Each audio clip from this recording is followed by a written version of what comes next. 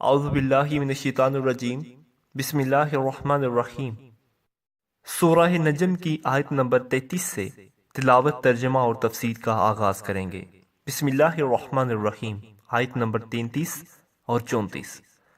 افرأیت الذی تولی وأتی قلیلا وأکدی۔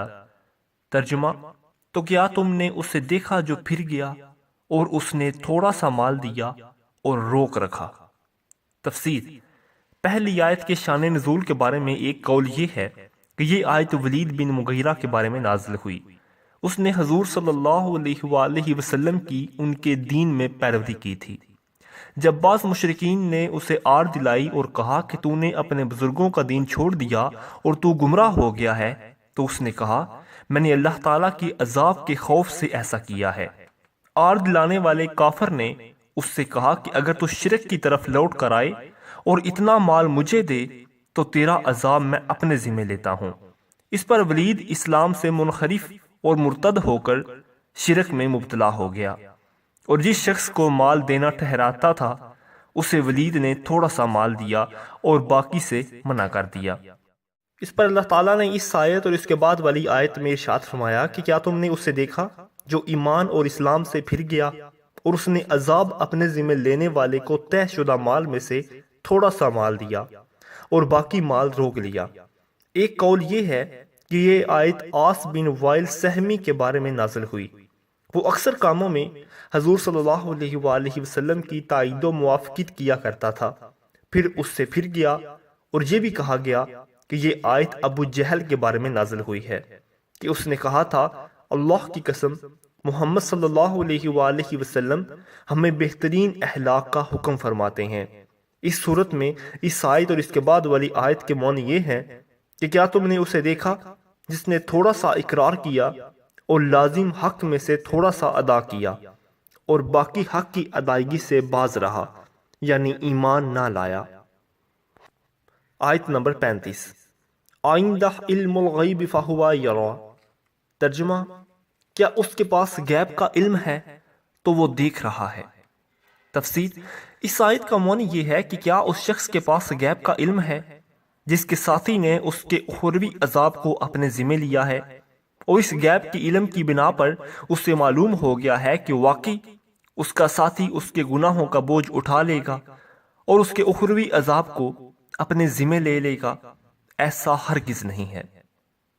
آیت نمبر 36 اور 37۔ ان لم ينبأ بما فی صحف موسیٰ وَإِبْرَاهِيمَ الَّذِي وَفَّى۔ ترجمہ: یا کیا اسے اس کی خبر نہیں دی گئی جو موسیٰ کے صحیفوں میں ہے اور ابراہیم کے جس نے احکام کو پوری طرح ادا کیا۔ پہلی آیت کی تفسیر یہ ہے کہ اس میں صحیفوں سے مراد یا توریت شریف کی تختیاں ہیں یا وہ صحیفے مراد ہیں جو توریت شریف سے پہلے نازل ہوئے، اور حضرت موسیٰ علیہ السلام کا پہلے ذکر اس لیے کیا گیا کہ ان کا زمانہ حضرت ابراہیم علیہ السلام کے مقابلے میں کفار قریش سے زیادہ قریب ہے۔ دوسری آیت میں حضرت ابراہیم علیہ السلام کی شان کا بیان ہے کہ انہیں جو کچھ حکم دیا گیا تھا اور انہوں نے پورے طور پر ادا کیا۔ اس میں بیٹے کو ذبح کرنا بھی داخل ہے اور اپنا آگ میں ڈالا جانا بھی شامل ہے۔ اس کے علاوہ اور احکامات بھی داخل ہیں۔ آیت نمبر 38۔ لا تزر وزرۃ وزر اخری۔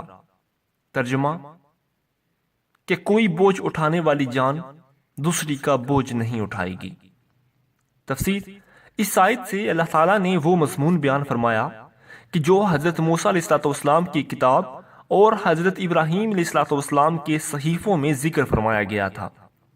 چنانچہ ارشاد فرمایا وہ بات یہ ہے کہ کوئی بوجھ اٹھانے والی جان دوسری جان کا بوجھ نہیں اٹھائے گی اور کوئی دوسرے کے گناہ پر پکڑا نہیں جائے گا۔ اس میں اس شخص کے قول کو باطل کر دیا گیا جو ولید بن مغیرہ کے عذاب کا ذمہ دار بنا تھا اور اس کے گناہ اپنے ذمہ لینے کو کہتا تھا۔ حضرت عبداللہ بن عباس رضی اللہ تعالیٰ نے فرمایا کہ حضرت ابراہیم علیہ السلام کے زمانے سے پہلے لوگ آدمی کو دوسرے کے گناہ پر بھی پکڑ لیتے تھے۔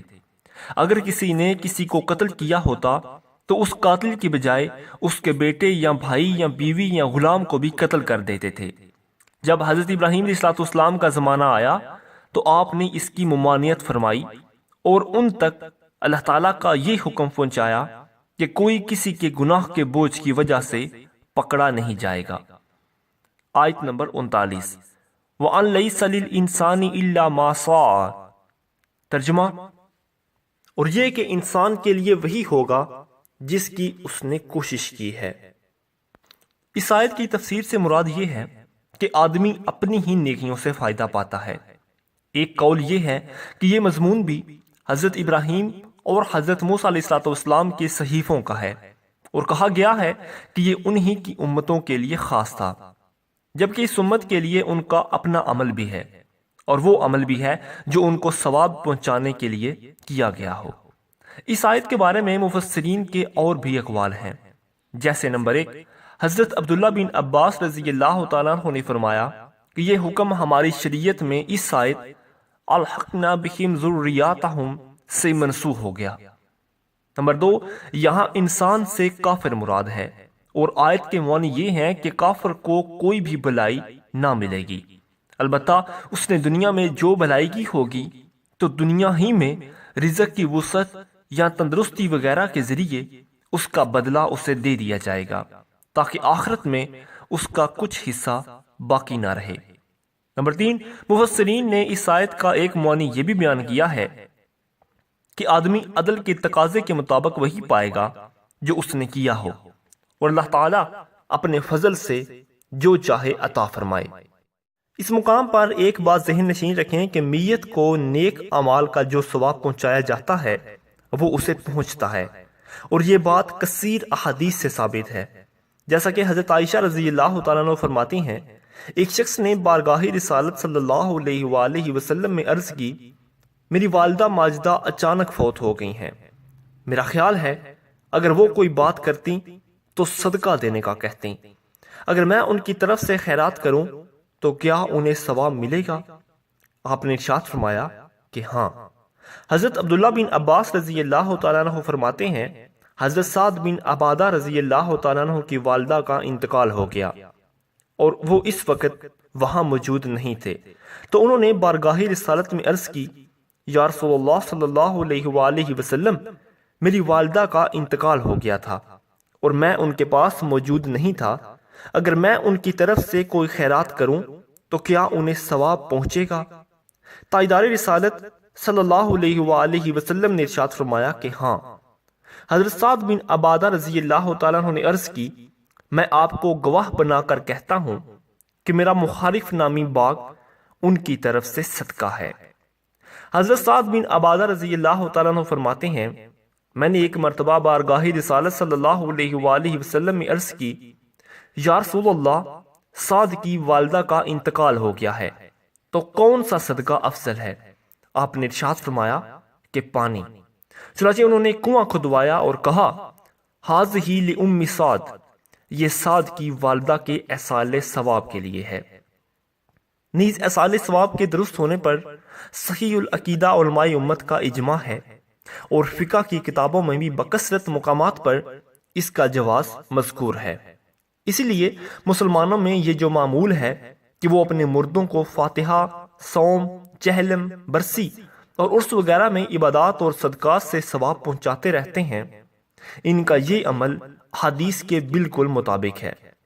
نیز یہ بھی یاد رکھیں کہ ایصال ثواب کے لیے شریعت کی طرف سے کوئی دن خاص نہیں، بلکہ جب چاہیں، جس وقت چاہیں ایصال ثواب کر سکتے ہیں، اور اگر عزیز رشتہ داروں یا دوست احباب کی سہولت کے لیے دن معین کر کے ایصال ثواب کیا جائے تو اس میں بھی کوئی حرج نہیں ہے۔